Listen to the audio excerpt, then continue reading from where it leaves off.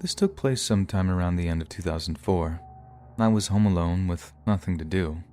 Our school was closed for a teacher's in-service. I was 14, so my parents didn't mind leaving me alone. That morning, I'd slept till about 9 and had breakfast, something I rarely did. I did what little homework I had and watched TV until 2 p.m. Tired of soap operas, I began walking the house.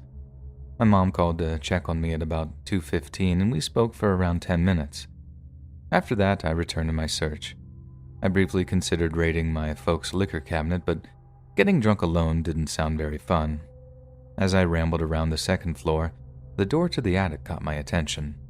I'd been up there once or twice, but never paid much attention.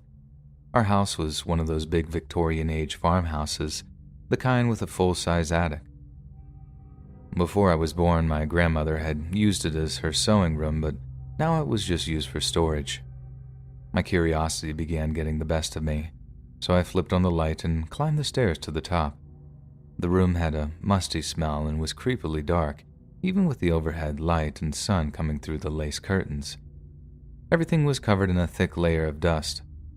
I walked over to my grand's sewing desk and flipped through some of the papers sitting on it. Nothing interesting, just some tax records from the early 80s. I moved across the room and noticed a big wooden chest. It appeared to be very old. I was hoping some of my grand's dresses were inside. I'd seen photos of her when she was young and loved how she dressed. My mom mentioned that some of her clothes were still around somewhere, and I was hoping that I could try them on. The hinge thing that held it closed was a bit stiff, but I eventually worked it free. Inside was a folded piece of cloth along with a big stack of books and papers. The piece of cloth got my attention. I grabbed as many books as possible and set them next to me. That was when I saw a photo album with writing on the cover. I lifted it from the chest and held it in the dim rays of sunlight peeking through the curtains. On an old and yellowed strip of paper, taped to the cover, were the words, "Hex House." The words meant nothing to me but sounded interesting. To get a better look, I took it over to the sewing table. I pulled the lamp chain and the dim, dusty room flooded with light. I sat down in Grand's old chair and opened the album. The first page had a newspaper article taped to it. Before reading it, I flipped through the other pages. The whole book was nothing but clippings. I returned to the beginning and began reading. One by one, I was drawn deeper and deeper down the rabbit hole. What I've written below is a brief account of a long-forgotten horror that took place in the waning years of World War II. It is, in just a few words, the creepiest true story I've ever heard. It was 1944. The place is Tulsa, Oklahoma. Allied forces were poised to launch their historic assault on Hitler's fortress in Europe, and the truth surrounding the duplex on 10 East 21st Street would soon be known worldwide. Carolyn Smith was a widow living in one half of the beautiful home on the corner of 21st Street in South Main. She had recently applied to the ration board for 7 ration books. Her request for such a large number prompted an investigation. Perhaps asking for one of them to be in the name of her English bulldog Bonbon tipped them off. Regardless, interviewing several neighbors gave police far more to be suspicious of. Reports of bizarre growls and screams were made. Even stranger, the 3 inhabitants of the home were seen burying something behind the house at midnight. These stories gave authorities enough cause for a search warrant. During the search, they excavated the backyard and found 2 coffins. Each held the remains of a dog. One happened to be Bonbon. Inside the home, a scene far more horrifying would be uncovered. Smith's 2 roommates were discovered in the cold basement, filthy, barefoot, and hungry. The women's sleeping area was found nearby. The beds were made from crates, and the women barely had any clothing to their names. What was found was dirty and threadbare. It was later confirmed by a repairman that at least one of the women had lived in this state for some time. Their living conditions were greatly different from their roommates. While the 2 women, Nell Willetta Horner, 30, and Virginia Evans, 31, stayed in the cold, dirty basement, Carolyn Smith lived in luxury upstairs. She not only owned enough makeup and perfume to stock a store, according to one report, She also owned 18 pairs of gloves, 26 hats, and over 200 pairs of shoes. These are only a few examples. Considering many of her belongings were rationed at the time, it's unclear how she accumulated so much. Despite their deplorable living conditions, Horner and Evans had jobs outside the home, yet they returned every day to their filthy basement dungeon. For 7 long years, the only other times they were allowed above stairs were to cook Carolyn's meals. On payday, they would turn over every cent they made to their cruel jailer, never once attempting an escape.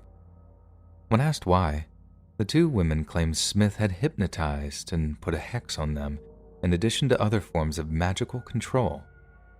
By concocting her own form of Christian belief, she had managed to convince the women that she was the only thing protecting them from eternal damnation. The pair also believed that they would be rewarded in heaven for following Smith's every whim. The pair of women were not the only victims of Smith's nefarious acts. She convinced Virginia Evans' father that his daughter was gravely ill. He would send Smith over $17,000 throughout Virginia's time in the house, supposedly to pay for a nurse to help in her recovery. It's possible the list of victims is far longer. Both her husband and a maid had taken their lives under peculiar circumstances. In both instances, she benefited from large insurance policies she'd taken out on them. Scores more connected to Smith would meet convenient deaths, and many too had insurance policies purchased on them by her. Even after all the terrible things Carolyn Smith had done, she would only be tried on charges of coercing Virginia and Willetta to testify falsely about a neighbor. Further federal charges would be brought against her for the ration book fraud, but she would only serve a year in jail in connection to the coercion charges. After her release, the She Svengali, as she was known, would move from Oklahoma and disappear into history. The home at East 21st Street would become a morbid attraction around Tulsa until it was leveled in 1975 for a parking lot. Today, an apartment complex sits on the ground where the infamous house once stood. After I repacked the chest and made it back downstairs, I was so enthralled by the story, I had to do some research on the internet. No matter where I looked, any additional information said nothing about what happened to Virginia and Willetta afterwards. For all I knew, they could have been the little old ladies down the road. This was an especially annoying aspect, considering the media's more recent coverage focused on hauntings. They were so determined to make a spooky story around the Hex House, tales of possessed cars were being pushed. The lack of compassion shown to the two female victims angers me. If anyone reading this can tell me what became of them, I'd appreciate it. I hate not knowing. Hopefully, they were able to recover from the awful experience and live normal lives. As I wrap up my story, a few important questions must be asked. What did Carolyn Smith go on to do after she disappeared? But perhaps the most bothersome and personal to me, why did my gran have an album filled with clippings from the case? Is there something I should know?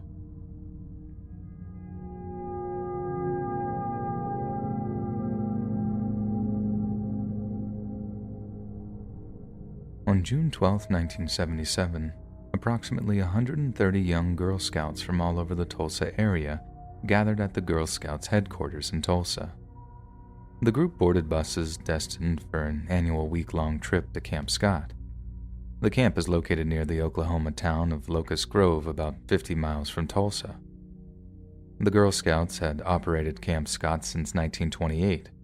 The camp sat on 410 thick wooded acres. The Scouts were separated into small groups by age, then each assigned their own areas across the camp. Each of these areas were named after Native American tribes. Tent number 7 in the Kiowa camp was located at the end of the horseshoe figuration, furthest from the counselor's tent, but closest to the bathrooms. Because of the thick woods, seeing the tents next to you was very difficult. Staying in Tent 7 was 10-year-old Doris Denise Milner, a native of Tulsa. This visit would be her first to Camp Scott. Denise had shown a reluctance to going on the trip, so first-time counselor, 15-year-old Michelle Hoffman, took her under her wing doing all she could to ease Denise's fears. Upon reaching the camp around 4 p.m., Denise met her tent mates, Lori Farmer, age 8, and Michelle Goose, age 9. The girls seemed to hit it off right away. In total, there were 27 girls in the Kiowa area. After a talk about the rules and a sing-along that evening, the campers headed off to their tents. The counselor, Michelle, checked in on Denise before she turned in. All seemed well with the inhabitants of Tent 7. One final check was made by another counselor around 10:30.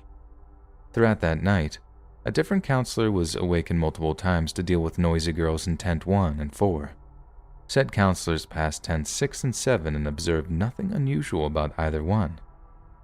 By 8 a.m. on Monday, June 13th, news would be breaking all over the Tulsa area of the murders of 3 Girl Scouts at Camp Scott. As the story unfolded, more details would be released. Apparently, 3 girls had been violated and beaten to death. Parents began flooding the Girl Scout headquarters, demanding to know what had happened.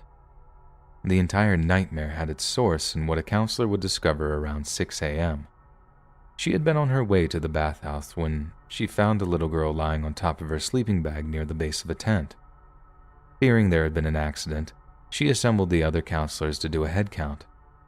After a search of Tent 7, a large amount of blood was discovered, but the girls assigned to it were gone, along with their sleeping bags. The main counselor drove to the camp director's office to get her and the camp nurse. When they returned, the trail to the bathhouse was walked again. 2 other girls were discovered in their sleeping bags. They, along with the girl from earlier, were all dead. All 3 victims were from Tent 7. They had been found just 150 feet from their tent. Lori and Michelle were the ones found lying side by side in their sleeping bags. Denise was found lying on top of hers. Her hands had been bound behind her back with duct tape. It was almost 7:30 before law enforcement arrived. The bodies were transferred to the county coroner.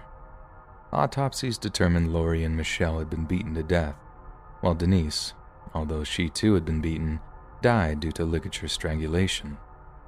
The time of death was between 2 a.m. and 5 a.m.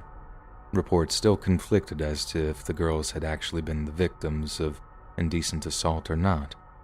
Denise and Michelle had cords tied around their bodies in what looked to be double half-hitched knots. The cords were wrapped around their bodies and tied to their wrists. At the time, crime scene investigators determined the attack originated inside the girls' tent. Their assailant, or assailants, were thought to have entered through the back, striking Lori and Michelle on their heads. On June 14th, the floor of Tent 7 was flown to the crime lab, and technicians discovered there was blood all over the floor that looked to have been wiped up using towels and mattress covers. 2 different prints were found in the blood and outside the tent, further strengthening the belief that there were multiple attackers involved. In addition to the shoe prints, a flashlight, duct tape, and a piece of cord were entered as possible evidence. While the investigators did their work, other law enforcement joined with volunteers and brought in tracking dogs from Pennsylvania. For 9 days the search continued, turning up next to nothing, and the investigation dragged on. On day 10, this would all change. Mays County District Attorney Sid Wise held a press conference in which he named a suspect in the homicides, Gene Leroy Hart. A 33-year-old native of Locust Grove had escaped from the Mays County Jail 4 years prior and was still on the loose. Hart had been convicted of kidnapping and assaulting 2 pregnant women and 4 counts of first-degree burglary.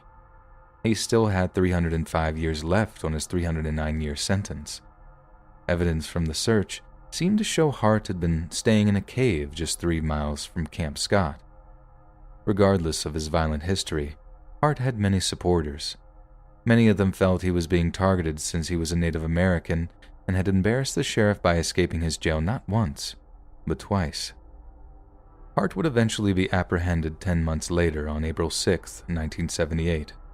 Acting on a tip, officers found him hiding out in a shack owned by Sam Pigeon, a Native American medicine man. His trial would begin in March of 1979 in the Mays County Courthouse in Pryor, Oklahoma. The Mays County DA Sid Wise had withdrawn from the case after receiving some heat were shopping around for a book about the Girl Scout murders. The state's case was not a strong one. It relied only on hair and fluid samples found on the bodies. The state's theory was that Hart had entered the back of Tent 7, striking both Lori and Michelle about their heads, then bound and gagged Denise and took her from the tent to where he strangled her. Then he removed the other two victims from the tent to where they were ultimately found.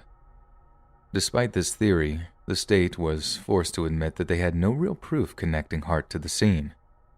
The defense, however, insisted that Jean Leroy Hart was a scapegoat, even insinuating the evidence found in the cave was planted.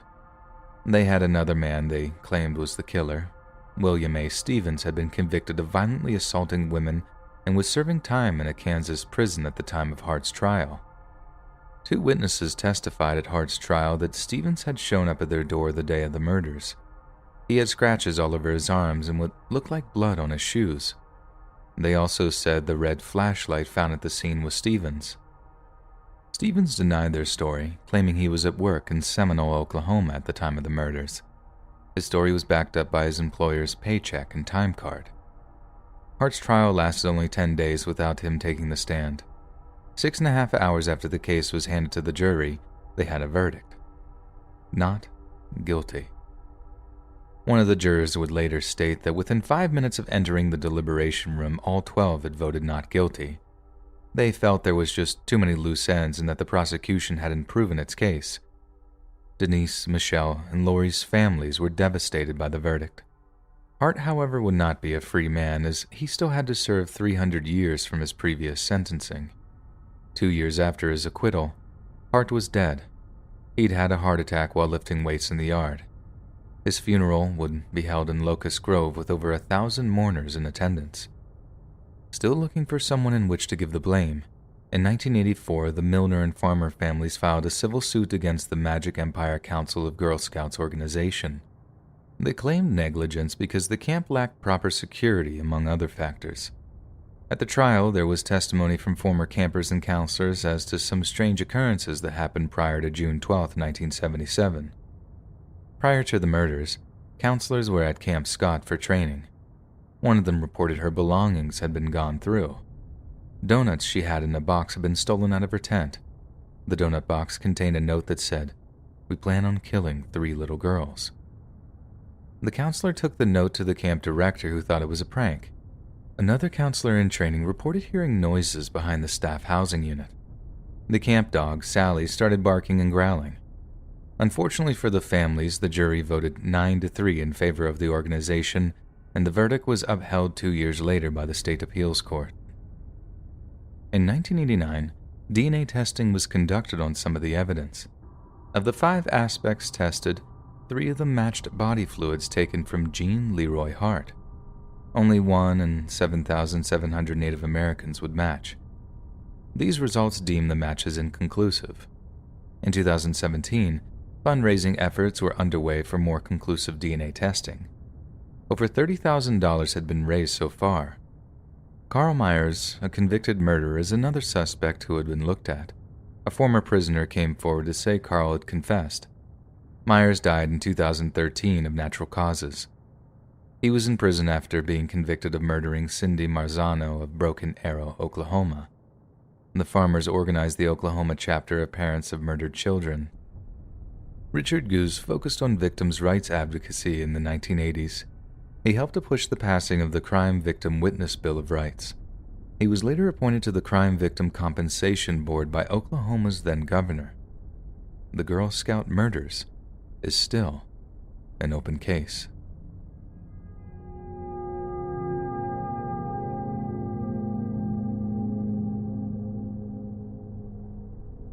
The first body would be discovered in the summer of 1999. Last seen in Lawton, the nude body of 28-year-old Jane Marie Chafton was found floating in Sandy Bear Creek.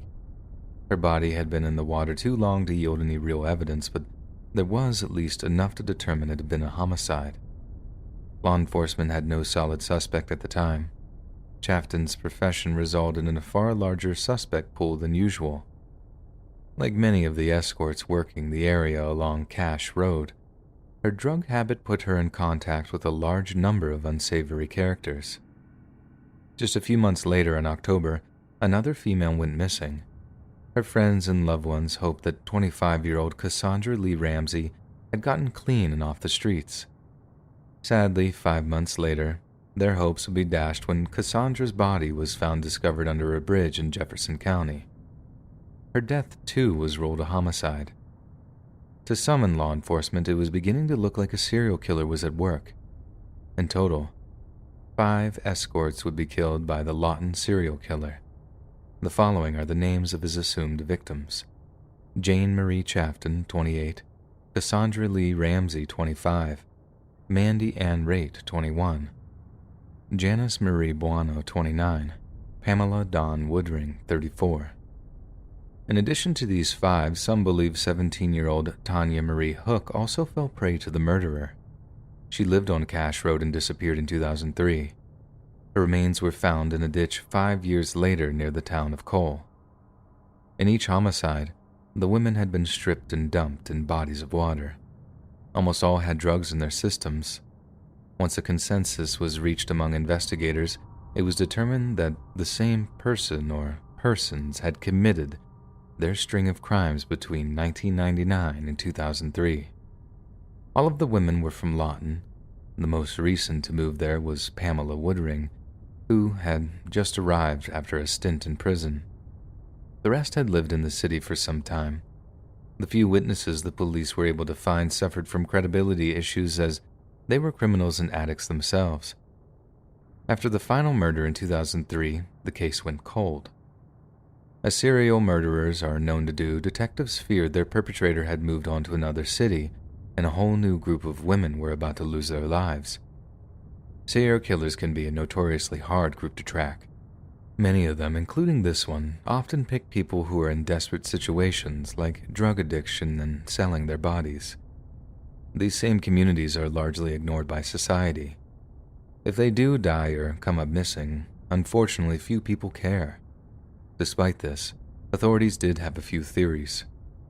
John Robert Williams is a long-haul trucker who was arrested in 2004 for the murder of 20-year-old escort Nikki Hill in Mississippi. His girlfriend, Rachel Cumberland, was charged as his accomplice. While in prison, Williams claimed to have killed upwards of 30 truck stop escorts over a span of 2 decades. Some of these poor women were from Oklahoma. In 2003, an escort out of Oklahoma City, Jennifer Hyman, was found dead under a bridge in the Tallahatchie River in Mississippi.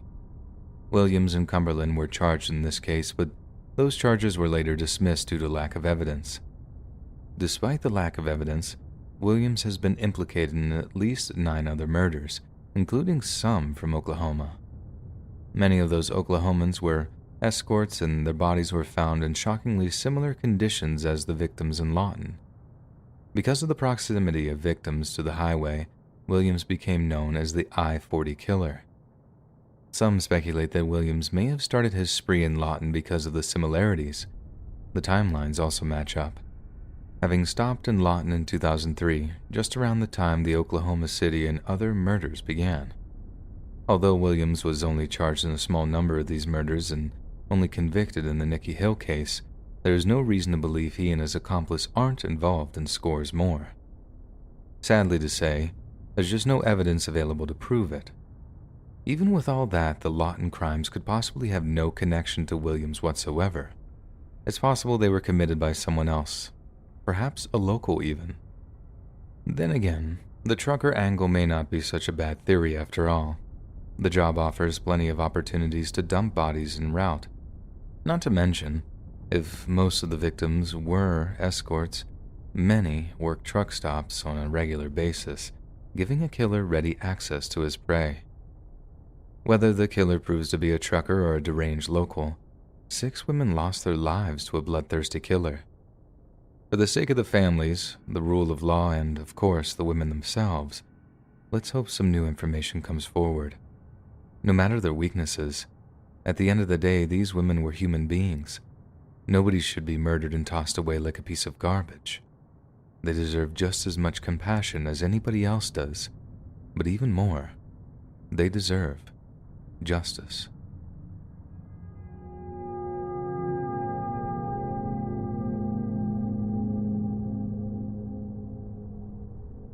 Mildred Ann Newland Reynolds was still a relative newlywed on March 13, 1956. Her and Richard D. Reynolds, a schoolteacher and basketball coach, had just married the year before and purchased a farmhouse on a rural road near Avard, Oklahoma, 8 miles southwest of Alva. Mildred was a senior at Northwestern Oklahoma State University in Alva, Oklahoma, majoring in chemistry.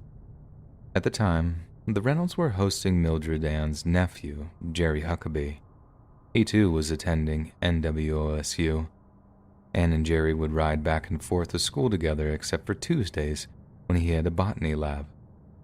March the 13th just happened to be a Tuesday. After eating lunch with Jerry until about 12:30 p.m., picking up dry cleaning and purchasing brake fluid, Anne started for home. When she was just 2 miles from Hopeton, Oklahoma, for some unexplainable reason, she veered into the wrong lane and stopped.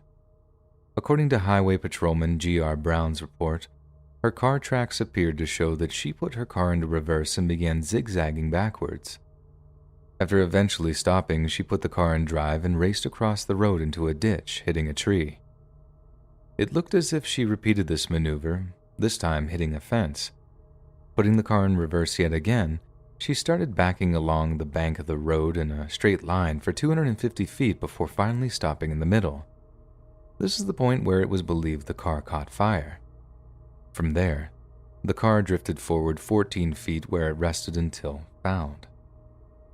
A bit after 1 p.m., a local farmer, Leroy Lancaster, noticed some smoke but didn't investigate because several folks in the area had been burning thistles. At 1:45, Loren Goucher, another area farmer, was driving down the road with his family when he noticed the burning vehicle, a Chevy Tudor sedan. Goucher approached the car but realized the occupant was beyond help. He returned to his car and rushed into Hopeton to call Sheriff Ed Doctor. As authorities began working the scene, they quickly noticed how odd it was. First of all, Anne was found laying across the front seat, on her back with her head in the passenger seat, while her feet were positioned near the steering wheel. Stranger still, her arms were crossed over her chest like she had been placed there. One of Anne's shoes was found partially burned at the front of the left rear fender of the car and the other near the fence. The shoes were bloody, but since her blood had been completely consumed in the fire, it was impossible to make a comparison. Deputy Vernon Hackney located 4 scorched buttons 56 feet from the site where the fire initially began. Anne's coat was found, 90% burned, on the left side of the car. 2 metal bases from 12-gauge shotgun shells were found inside the car. However, it was difficult to say for sure if they had been fired or not. What the police had first thought was a solid lead quickly faded away when 3 9mm casings found near the tire tracks turned out to be unrelated to the case. After the collecting of the evidence was over, it came time to move the body.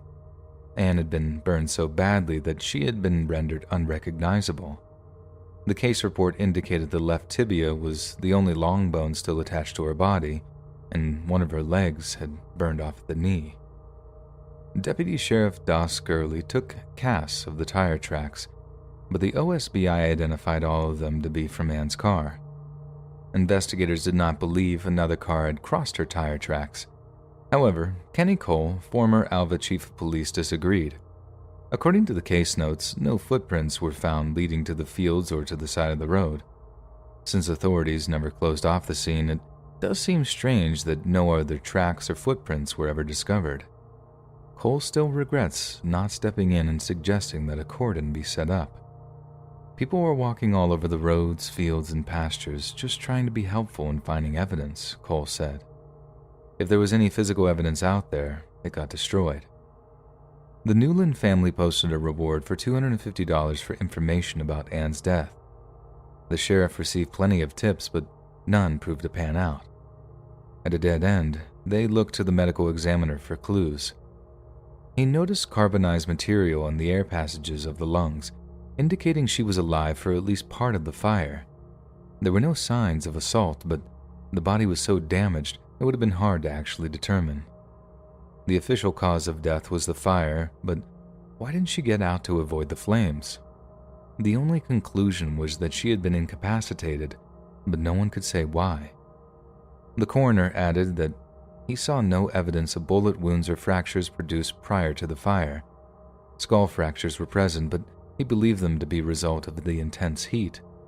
After the radiologist examined the x-rays of Anne's skull, he concluded one fracture at the back of the skull was caused ante mortem. He said the fracture could have been accidental or foul play. Detectives then turned to the car to learn more about the nature of Anne's death. No major problems were discovered with the car. The fire was thought to have started at the back, near the left rear wheel. The cause was never ascertained, however. Because the windshield had melted, the fire was thought to have reached at least 1700 degrees. A fire of this magnitude would have required an accelerant. Investigators attempted to replicate the conditions. After setting a gasoline fire which only peaked at 1400 degrees, they tried a quart of brake fluid which Anne had bought prior to leaving town. Within 2 minutes, an explosion occurred and the temperature reached 1725 degrees Fahrenheit, leaving no doubt what made the heat so intense. It was still impossible to determine if the fire had been started with the fluid or caught fire after the inferno began. After the initial findings were in, a coroner's jury of 6 was assembled to judge whether Anne's death should be investigated further as a murder or if it was just a tragic accident. It was decided more investigation would be required to determine the cause, but they did lean heavily in favor of homicide. The investigators did just that and began to focus on suspects. Jerry and Dee, Anne's husband, both had solid alibis. Also questioned were 300 NWSU students who were not in class at the time of the fire. In interviews conducted, some of the questions suggested Anne had been meeting a beau the day she died. No one questioned ever suggested that was a possibility. In fact, many said the opposite. Of her past boyfriends, none ever alluded to her as being fast. Everyone who knew the couple said they appeared to be completely in love. Strangely, the OSBI later changed their classification of the case to an accident. They stated the reason for the actions of the car was that Anne had suffered a vertigo attack. Although she'd never been diagnosed with the condition, she had complained of similar symptoms to her doctor. He claimed he hadn't noticed any red flags while examining her in the past, but admitted he could have missed something. He said the roaring in her head could have been caused by an inner ear infection, impairing her equilibrium. There is a problem with that assessment. Vertigo basically causes extreme dizziness, and it can feel like the earth is moving, but it doesn't affect mental faculties. Unfortunately, the case is still considered unsolved. Despite his alibi, whispers about Dee having some involvement in his wife's death persisted. He would eventually move away and start a family. No matter what everyone else thought, the Newland family never believed Dee could hurt Anne. They showed their support by maintaining a close relationship with him. Dee would even help Anne's father harvest his wheat every summer. Family members alive today do all they can to keep Anne's memory alive. A few have even pursued the case themselves, sadly with no further results. In a case so fraught with questions and dead ends, one more strange thing would occur on April 29, 1986. A Lawton, Oklahoma mother was found burned to death in a crashed car on a lonely stretch of back road. This death, too, was filled to the brim with weird occurrences and clues, perhaps even more than the Anne Reynolds case. More than a few people have noticed eerie similarities between both women's deaths. To date, both cases remain open and authorities see no hope in them being solved without the public's help. If you do have information regarding either case, please don't refrain from contacting law enforcement. I'm sure their loved ones would appreciate it.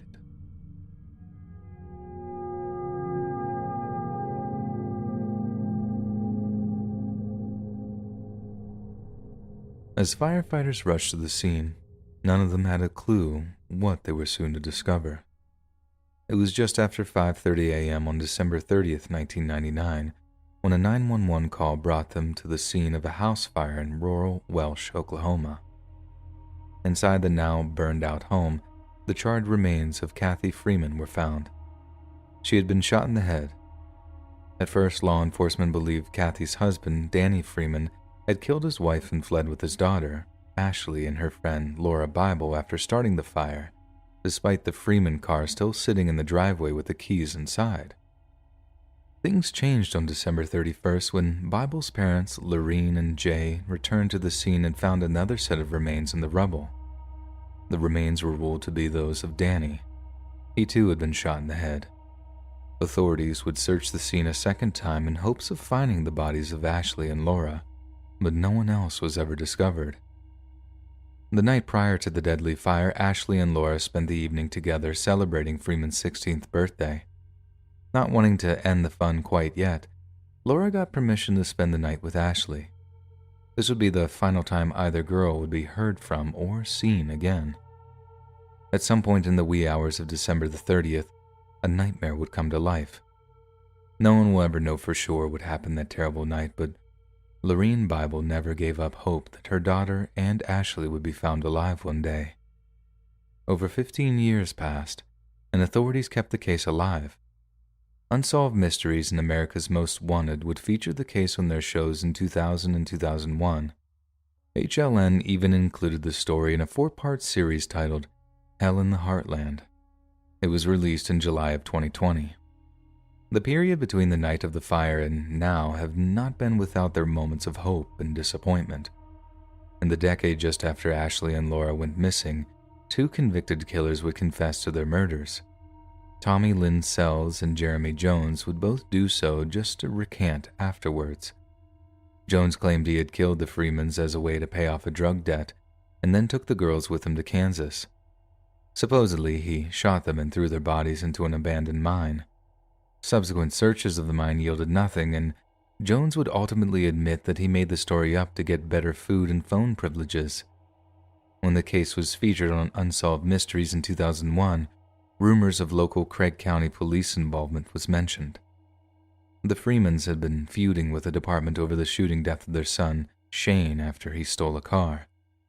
Despite ruling the death justifiable, the family threatened to file a wrongful death suit against them.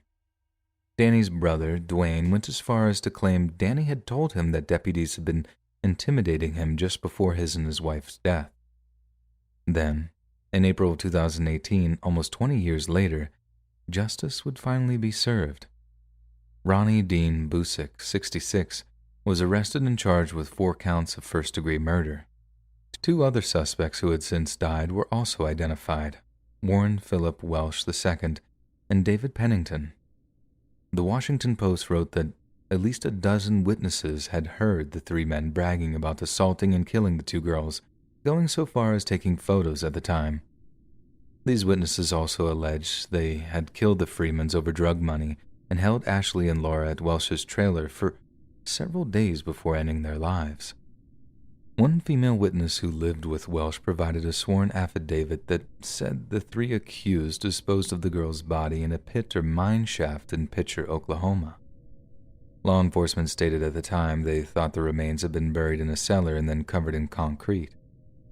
After his arrest, Busick spoke with Laura Bible's mother, Lorene, and denied knowing the location of her daughter or Freeman. However, on July 15, 2020, he would plead guilty to the first-degree murder of both young women, Ashley's mother and father, Danny and Kathy Freeman, and to the burning of their home. He would also go on to admit withholding information about Welsh and Pennington's involvement in the crimes. His plea was part of a deal in which he would receive 15 years total, suspending the final 5. All of this was contingent upon his helping the authorities in attempts to find the girl's remains. If his assistance led to the recovery before his sentencing hearing, the term of sentence would be reduced to 5 years behind bars and 5 years suspended. He would, of course, also get credit for the time that he had already served. This deal was likely a hard thing to swallow for the victim's remaining family, but they were looking forward to finally getting their girls home. It seemed as though Busick was going to hold up his end. Acting on information from him, investigators searched and excavated a home in Pitcher, Oklahoma. Sadly, though, nothing was found. Because of this, the judge gave Busick the full term of 15 years, requiring a full 10 years be spent in prison. Even after all the dead ends through the years, Some in law enforcement are confident that it's only a matter of time before they'll find the victim's remains. Maybe prison will give Busick the opportunity to reflect on his despicable actions, and he'll finally give the cops what they need to find Ashley and Laura. I'm not going to hold my breath, though. Relying on a psychopathic mass murderer to have a change of heart is like expecting a lion to become a vegetarian. It's just not something they do. If you have any information, no matter how small, call your local law enforcement. Perhaps one of you out there right now has what we need to give everyone affected by this horrible crime the peace they deserve. Let's bring Ashley and Laura home today.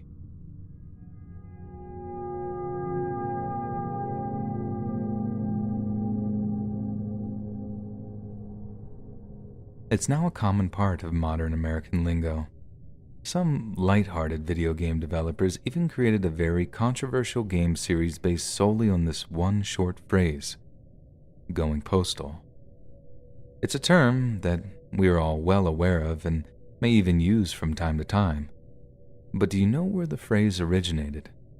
If you were alive and paying attention in the 1980s and 90s, you may know it was a tempestuous time of economic and political struggle.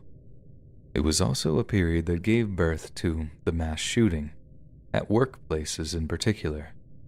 No other workplace seemed to play host to more of these than the post office. It was almost as if you couldn't turn on the news back then without seeing another report of a postal worker shooting up his job site. Just in the 90s alone, 6 different post office-related shootings occurred. 2 even happened on the same day.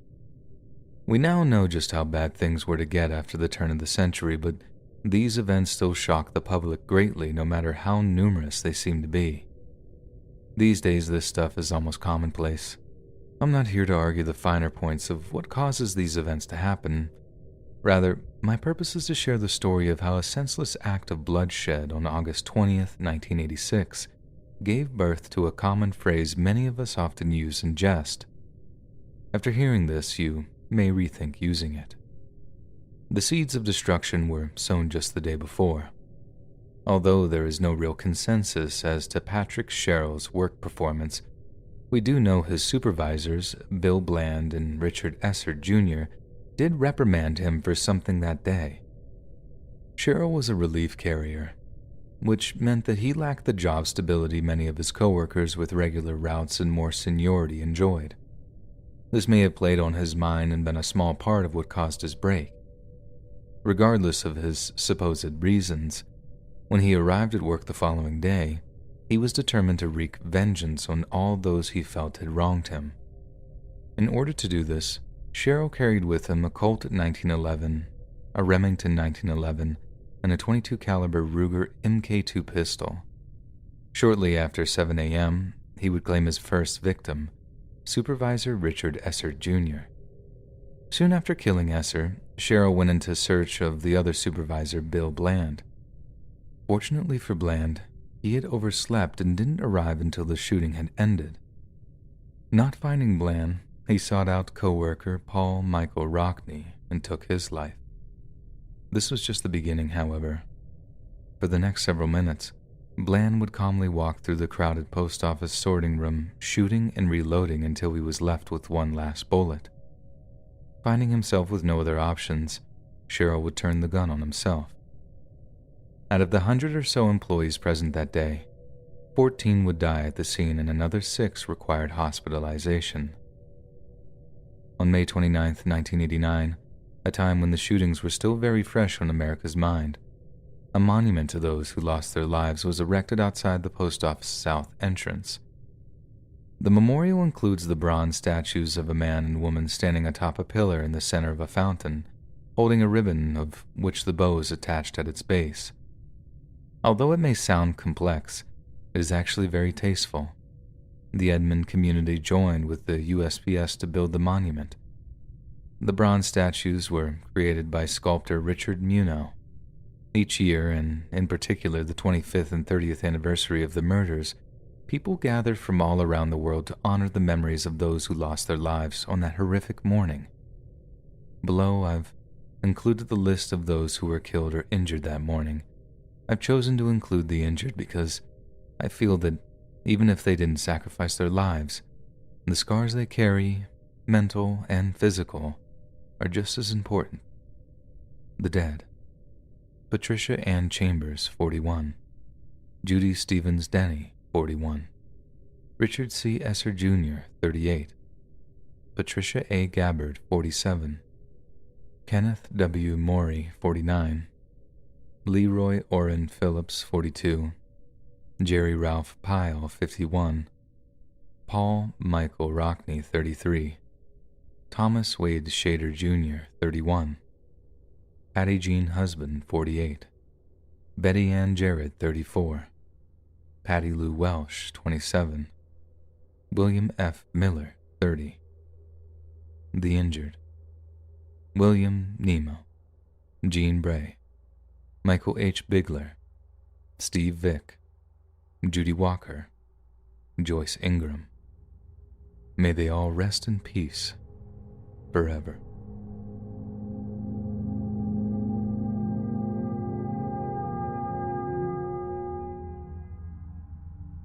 Any avid reader of true crime will be familiar with this story.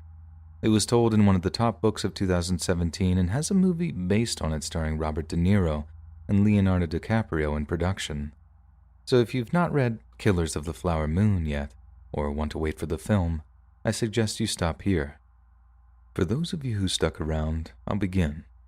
This tale takes place in Oklahoma during the 1920s. It's thought that somewhere between 60 to perhaps over 1,000 members of the Osage Nation and a few others died violent or suspicious deaths. The majority of these crimes occurred in or around Fairfax, Oklahoma. Few of these deaths were ever investigated, and those that were got little effort. The first noted here was that of 25-year-old Anna Brown. Her decomposing body was found in a remote ravine in Osage County. The case would quickly grow cold until Brown's cousin, Henry Rowan, was found shot in the head and partially frozen in his car in February of 1923. A month later, a bomb destroyed the home of Bill and Rita Smith in Fairfax. The explosion killed Rita and their servant girl, Nettie Brookshire, instantly. Bill Smith would pass a week later. At least 13 other full-blooded Osage men and women would perish between 1921 and 1923. Desperate for help, the tribal leaders of the Osage would request the assistance of the Bureau of Investigation in 1925. Sheriff James Monroe Pyle, a local lawman, had been working with the tribal leaders. He supplied the arriving agents with evidence leading to a deadly conspiracy. The early 1920s was the height of the Osage oil boom. In 1923, the tribe earned more than $30 million in revenue. Under the Osage Allotment Act of 1906, all subsurface minerals within the Osage Reservation were owned by the tribe and held in trust by the federal government. Osage mineral lease revenue was paid to the tribe as a whole, allowing each allottee an equal share of the money. These head rights were hereditary and passed on to the allottee's heir upon their death. However, one did not have to be Osage to inherit a head right. Here's where the story gets crazy. This is where William K. Hale enters. He encouraged his nephew Ernest Buckhart to marry a full-blooded Osage allottee, Molly Kyle. Molly's mother, Lizzie Q. Kyle, lived with the couple in Fairfax. Lizzie died in 1921 of what many suspected was poisoning. She possessed 3 full head rights, in addition to her own. She was also the mother of Anna Brown. Brown had been shot to death in the early hours of May 22, 1921. Then Lizzie's nephew, Henry Rowan, was found murdered in his car.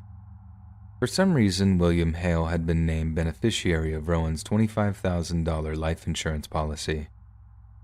Finally, on March 10, 1923, Lizzie's daughter, Rita Smith, and her husband, William Smith, were blown up along with her servant in their home. With this string of misfortunes, Molly and Ernest would inherit a massive windfall. They too would have likely died had the Bureau of Investigation not been called in. Many others would lose their lives during this time, including a few well-known oil men. But for the sake of brevity, I'll focus mainly on the Burkhart, Kyle, and Hale connection. The borough had placed some undercover officers around the area upon their arrival. The agents would discover the existence of an evil group led by William Hale. Hale was an affluent rancher with his hand in numerous other pies, including banking. He referred to himself as the King of the Osage Hills. Fortunately for the Osage Nation, the king would eventually be dethroned. In January of 1926, now confident of their case, the Bureau began the arrests. Under interrogation, Ernest would tie a local farmer/ranch hand John Ramsey to the Rowan murder.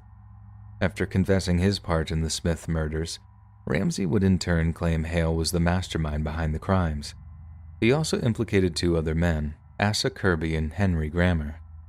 By April of the same year, two additional men, Kelsey Morrison and Ernest's brother Byron, would be charged in the murder of Anna Brown.